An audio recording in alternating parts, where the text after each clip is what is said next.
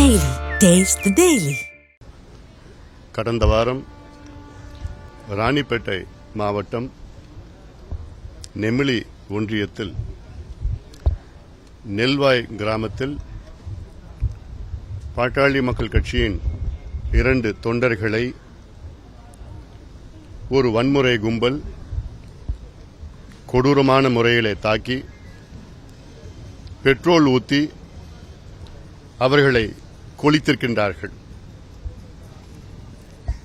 தமிழரசன் என்ற ஒரு இளைஞன்,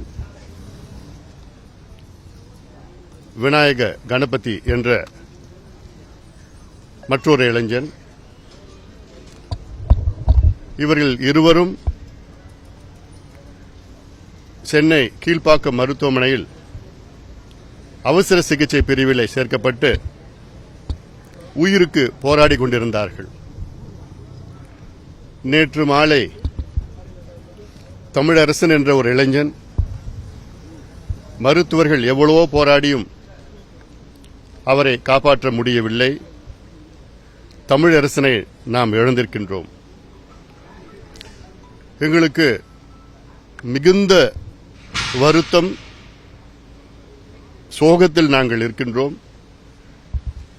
தமிழரசன் வயது 21, நல்ல ஒரு துடிதுடிப்பான ஒரு இளைஞன்.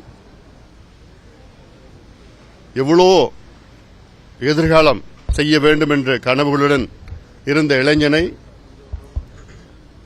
பெட்ரோல் ஊற்றி கொளுத்துகின்ற அளவுக்கு துணிச்சல், தைரியம் அந்த பகுதியில் இருக்கின்ற ஒரு சிலருக்கு இருக்கிறது.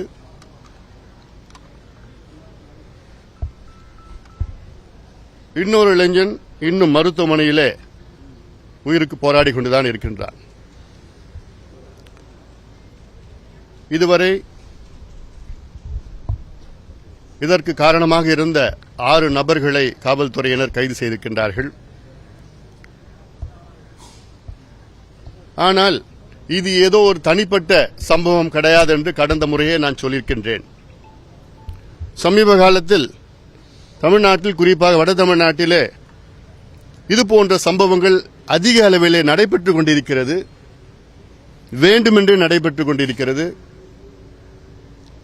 இது ஒரு சில தலைவர்களினுடைய தூண்டுதலால் நடைபெற்றுக் கொண்டிருக்கிறது.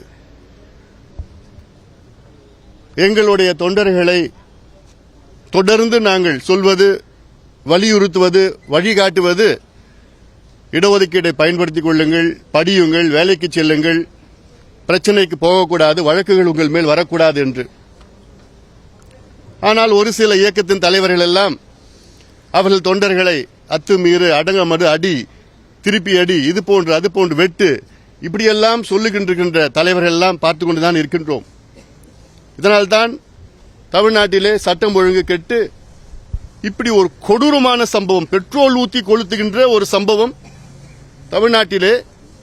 இதற்கு காரணம் காவல்துறையினுடைய கையாளாகத்தனம் தான் என்று சொல்வேன். இந்த 6 இளைஞர்களும் திருமால்பூர் என்ற பக்கத்தில் இருக்கின்ற கிராமத்தை சேர்ந்தவர்கள். இந்த 6 நபரில் ஒரு நபர் விசிகேவை சார்ந்தவர், விசிகே உடைய உறுப்பினர், மற்றவர்களெல்லாம் விசிகே உடைய ஆதரவாளர்கள்.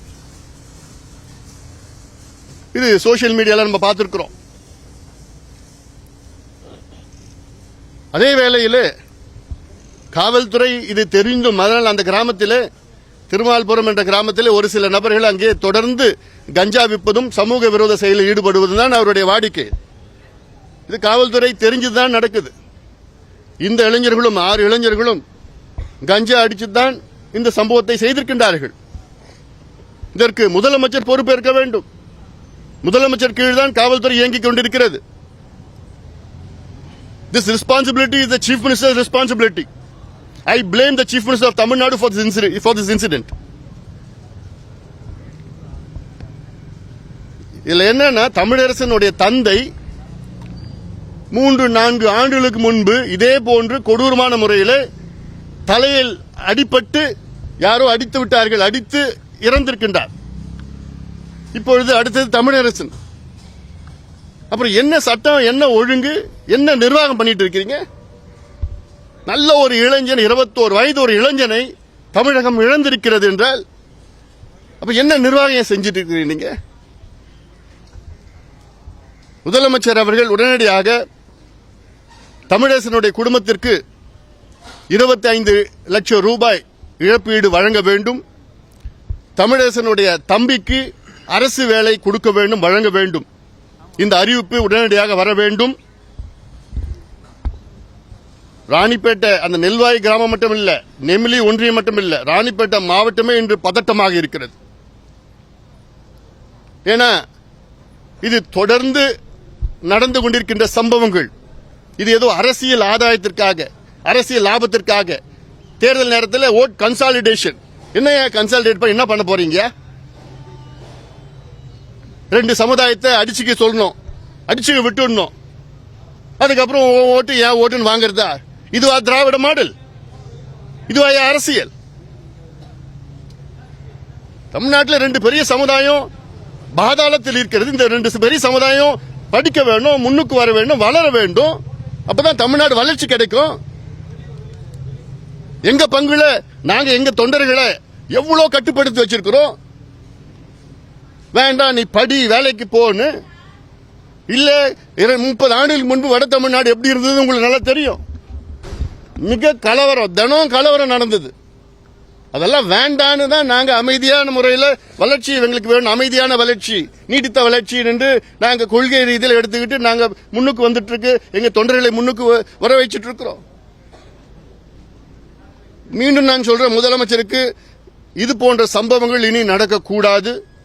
காவல்துறை கடுமையான நடவடிக்கைகள் எடுக்கணும்.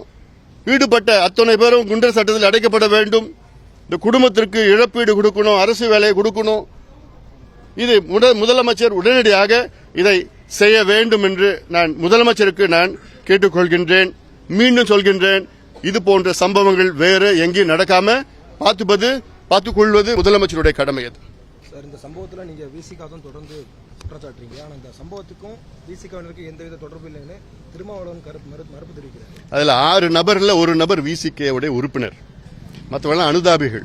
நான் இப்ப இந்த நேரத்தில் அவங்களா இவங்களா நான் சொல்ல விரும்பல. நான் இந்த பிரச்சனை இன்னும் அடுத்த கட்டத்துக்கு போக என்னோட விருப்பம் கிடையாது. எனக்கு சோசியல் மீடியாவில் நீங்க பார்த்தாலும் தெரிஞ்சு போயிடுது.